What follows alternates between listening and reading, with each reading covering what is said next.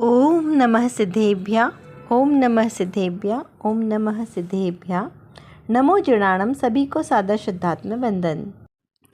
आज वैशाख शुक्ला द्वादशी का यह शुभ मंगल पावन दिवस है और प्रतिदिन प्रसारित होने वाले सोनगढ़ संदेश में से आज जो संदेश हमें प्राप्त हुआ है वह हमें यह बताता है कि किस प्रकार से पुण्य के उदय में जीव सुखी होता है, किंतु पाप के उदय में भी जीव सुख की अनुभूति करे तो महत्वपूर्ण बात है। तो चलिए पढ़ते हैं आज का संदेश। अच्छे काल में तो कल का लकड़हारा हो वह भी आज केवल ज्ञान को प्राप्त कर लेता था। जिस प्रकार पुण्यशाली को पग पग पर निशान निकले, उसी प्रकार आत्म पिपासु को पर्याय पर्याय में आत्मा में से आनंद के निधान निकलते हैं। इस प्रकार से पूज्य गुरुदेव श्री के वचनामृत के बोल के आधार से यह संदेश प्राप्त हुआ है। इसका हम एक सामान्य अर्थ देखते हैं कि अच्छे काल में तो कल का लकड़हारा हो वह भी आज केवल ज्ञान प्राप्त कर लेता है। यानी कि जब पुण्य का उदय हो तब चाहे वो चोर यानी जो अंजन चोर जो के नाम से प्रसिद्ध है, ऐसा ललितांग कुमार जो चोर था, विद्युत चोर, ऐसे जो चोरी करने में महारत जिनकी हासिल थी, ऐसे जीव भी चंद समय में केवल ज्ञान को प्राप्त कर लेते थे। चिलाती पुत्र पूरा सप्त व्यसनों से जो लिप्त था, ऐसा जीव भी मात्र 7 दिन के अंदर मोक्ष पद को प्राप्त कर गया। शिवभूति मुनिराज जिनको नमोकार मंत्र भी याद नहीं रहते थे, ऐसे शिवभूति मुनिराज जिनका ज्ञान का चेपशम इतना कम था, वे मुनिराज भी क्षण मात्र में केवल ज्ञान को प्राप्त कर गए। तो यहाँ पर कहा कि वो काल ही ऐसा था, वो चतुर्थ काल, जब ऐसा समागम था, सुयोग्य अवसर था, पुण्यशाली जीव थे कि अल्पकाल में ही वो कितना भी पाप कर लेते थे, लेकिन उतनी ही जल्दी अपनी आत्म साधना के द्वारा, अपने उग्र पुरुषार्थ के द्वारा केवल ज्ञान को प्राप्त कर लेते थे। लेकिन अभी हमारा इतना हीन काल है कि हमें इतनी विपरीत परिस्थितियाँ नहीं हैं और इतना हमारा अल्प ज्ञान भी नहीं है, लेकिन फिर भी हमें मोक्ष तो क्या, सम्यक दर्शन की प्राप्ति भी बड़ी दुर्लभ सी लगती है। तो जिस प्रकार यहाँ कहा कि जिस प्रकार पुण्यशाली जीव को पग पग पर निधान निकले, पग पग पर निधान निकले यानी वो जो पुण्यशाली जीव थे उन्हें पग पग पर ऐसे संयोग मिलते थे, ऐसे सुयोग मिलते थे कि उनका आत्म पुरुषार्थ बढ़ता जाता था। जैसे वो चिलाती पुत्र जो इतना व्यभिचार करके आए, लेकिन उन्हें सामने से चतुर्विध संघ मिल गया और ऐसे उपकारी श्री गुरु आचार्य मिल गए जिनसे उन्होंने दीक्षा की याचना की, तुरंत दीक्षा दी और उनके आत्म परिणाम निर्मल होके वे मोक्ष को पद को प्राप्त हो गए। ललितांग देव जो अंजन चोर थे, उनको जब वो अरहदास सेठ मिल गए और ऐसे ही वो वहाँ पर पहुँच गए अकृत्रिम चैत्यालयों की तीर्थ वंदना करने, और वहाँ पर भी उन्हें निमित्त ज्ञानी मुनिराज मिल गए जिन्होंने उनको अल्पायु जानकर धर्मोपदेश दिया और वहाँ पर उन्होंने अपना मोक्ष मार्ग सार्थक कर लिया। शिवभूति मुनिराज को तो मात्र से वो दाल और छिलके को अलग अलग करती हुई महिला को देख के ही उन्हें भेद ज्ञान हो गया और केवल ज्ञान को प्राप्त कर गए। तो ऐसे कितने ही बिरले जीव थे जिन्हें छोटे छोटे से निमित्त मिले और उन्होंने अपना आत्म कल्याण कर लिया।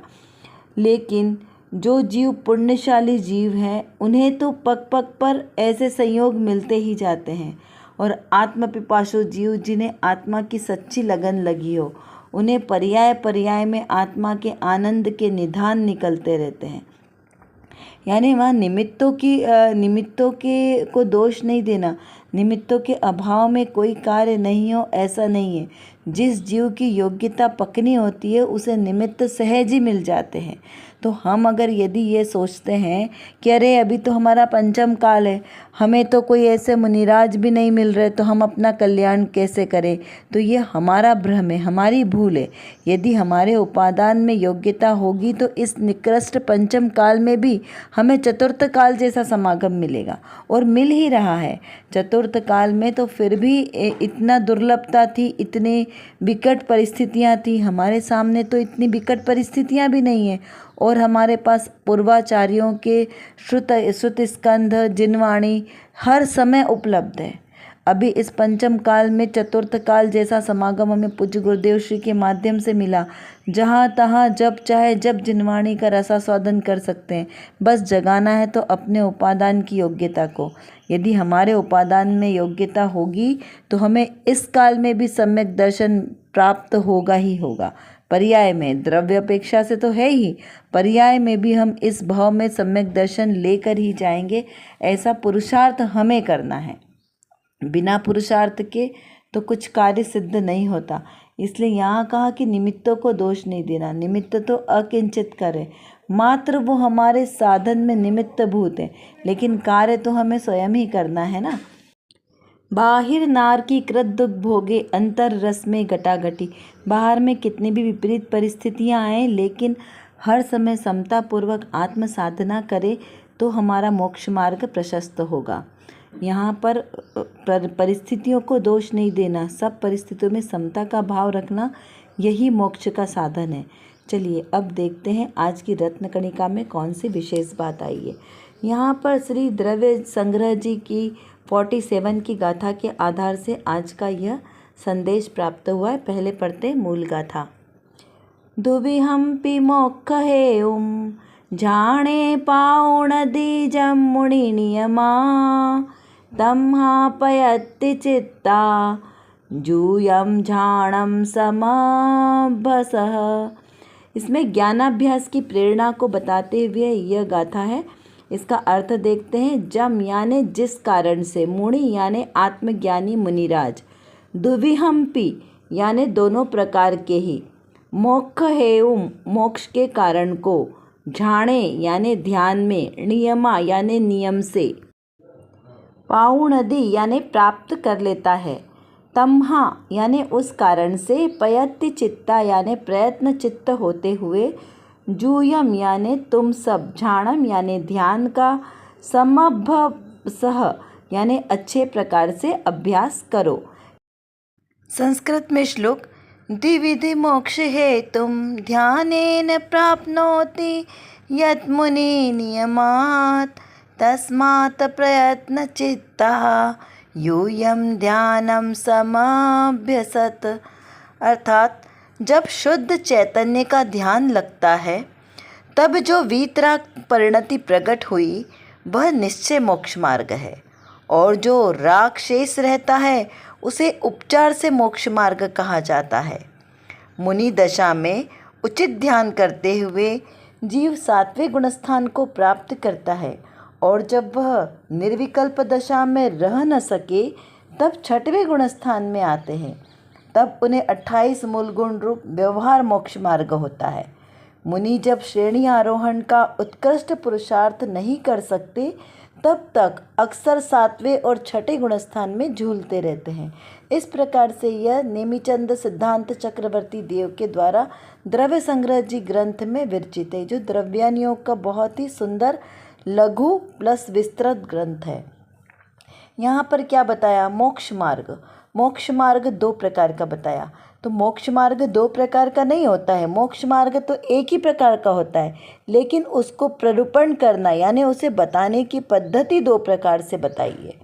तो यहाँ पर कैसे बताया? निश्चय मोक्ष मार्ग और व्यवहार मोक्ष मार्ग, इस प्रकार से 2 प्रकार से प्ररूपित किया है।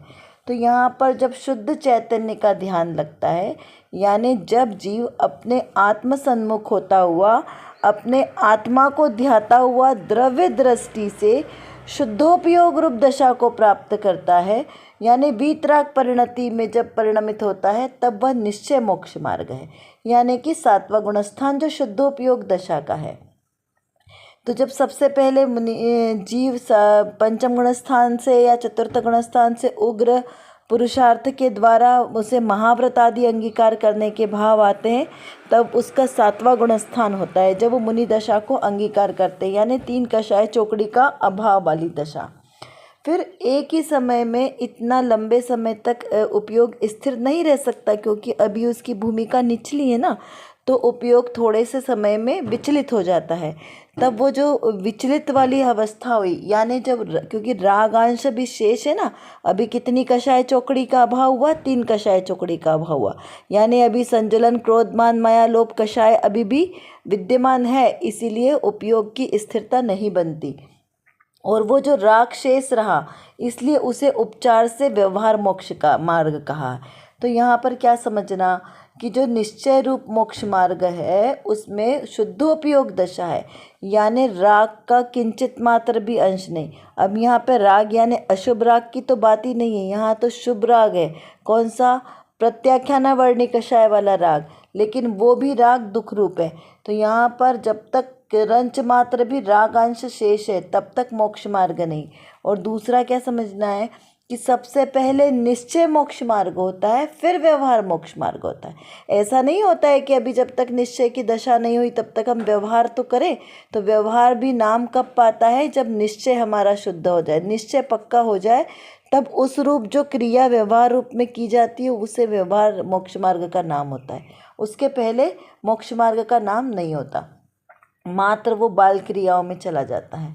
तो इस प्रकार यहाँ पर कहा कि मुनि दशा में उचित ध्यान करते हुए जब जीव सात्विक गुणस्थान को प्राप्त करता है तब वह निर्विकल्प दशा में ज़्यादा देर नहीं रह सकता, क्योंकि 2 घड़ी यानी 48 मिनट्स 48 मिनट यदि जीव स्थिरता पूर्वक आत्मा में स्थिर रहे तो उसे केवल ज्ञान हो जाए नियम से। तो वहाँ सात्विक गुणस्थान में जीव 48 मिनट का समय, 2 घड़ी 24 मिनट की 1 घड़ी होती है, तो उतने समय जीव स्थिरता से नहीं रह सकता, इसलिए वह जीव कैसा है? छठे गुणस्थान में आ जाता है, यानी उसके परिणाम थोड़े विचलित होते हैं। तो वो जब गिरता हुआ गुणस्थान छठा गुणस्थान होता है, और उस छठे गुणस्थान में जीव आके प्रमाद रूप क्रियाएं करता है, जिसमें 28 मूल गुणों का पालन। इसे व्यवहार से मोक्ष मार्ग कहा। किसे कहा? 28 मूल गुणों का पालन करना, धर्मोपदेश देना, शास्त्रादिक का लेखन करना, ये सारी क्रियाएं व्यवहार मोक्ष मार्ग के लिए। यहाँ पे मुनियों के आचरण में ये नहीं बताया कि मंदिर का निर्माण करना, भूमि शुद्धि कराना, मतलब अन्य सभी क्रिया वो सारी नहीं की। यहाँ पे व्यवहार मोक्ष मार्ग में क्या बताया? मात्र धर्मोपदेश और 28 मूल गुणों का पालन आदि जो मुनि के योग्य क्रिया है उनकी बात चल रही है, उसे व्यवहार मोक्ष मार्ग कहा। मुनिराज जब तक श्रेणी आरोहण का उत्कृष्ट पुरुषार्थ नहीं कर लेते तब तक वे अक्सर छठे और सातवें गुणस्थान में झूलते रहते हैं। इसे छठे सातवें गुणस्थान का झूला भी कहते हैं। तो झूला यानी ऐसे कोई झूला नहीं होता, ये मात्र परिणामों की दशा है कि कभी परिणाम उग्र हो जाते हैं, कभी परिणाम मंद हो जाते हैं। जैसे जब मुनिराज आहार आदि क्रिया करते हैं तब आहार आदि लेते लेते भी वो शुद्धोपयोग की दशा में चले जाते हैं, क्योंकि चलते फिरते सिद्ध है ना, तो वे चलते फिरते भी भेद ज्ञान के द्वारा अपनी आत्मानुभूति से वे ध्यान की उग्र दशा को प्राप्त कर लेते हैं। फिर वो वापस नीचे आ जाते हैं और फिर से अपने जो मुनिराज की योग्य क्रियाएं उसमें लीन हो जाते हैं। तो इस प्रकार से इसे छठे साठे गुणस्थान का झूला कहते हैं। जब मुनि दशा में जीव आत्म ध्यान करते हैं तो सिंह आदि भी खाज खुजा कर चले जाते हैं, इतनी उनकी उग्र साधना होती है। किसकी? उन महामुनिराजों की। ऐसे उत्कृष्ट ध्यान की यहाँ पर बात कही है कि ध्यान में जब जीव बैठता है तब उसे ध्यान, ध्याता और ध्येय इसका भी विकल्प नहीं रहता। उसे कहते हैं शुद्धोपयोग की दशा, यानी निर्विकल्प आत्मा की अनुभूति, एकमात्र अभेद रूप आत्मा की अनुभूति जब होती है तब शुद्धोपयोग ध्यान होता है। कैसे? जब एकमात्र आत्मा की अनुभूति, यानी मात्र जानना कि मैं एक आत्मा हूँ, बस। अब ये आत्मा कैसा है?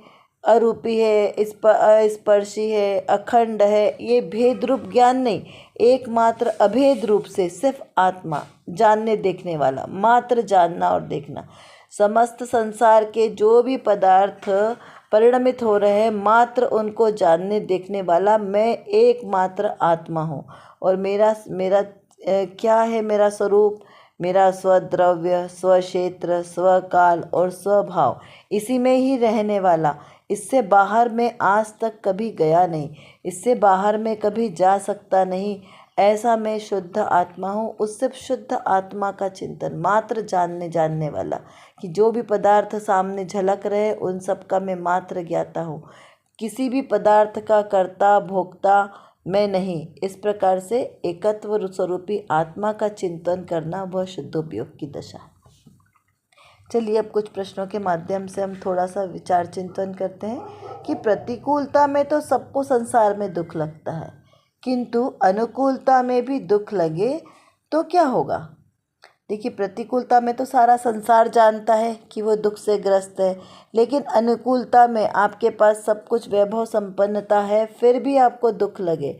जैसे ना कि तीर्थंकर चक्रवर्तियों को कौन सा वैभव की कमी है, लेकिन फिर भी उन्हें दुख की अनुभूति हुई और उन्हें संसार के समस्त जड़ वैभव को छोड़कर आत्म साधना के लिए वन जंगल आदि में गए, सब कुछ वैभव छोड़कर। तो ऐसा कौन सा सुख था जिसे प्राप्त करने के लिए उन्हें जाना पड़ा। उसका विचार चिंतन करें कि हमें भी वो सुख कैसे प्राप्त हो। जिसे सच्चा सुख प्राप्त करना है और वह मोक्ष मार्ग पर चले तो सुखी हो सकता है। किस प्रकार से?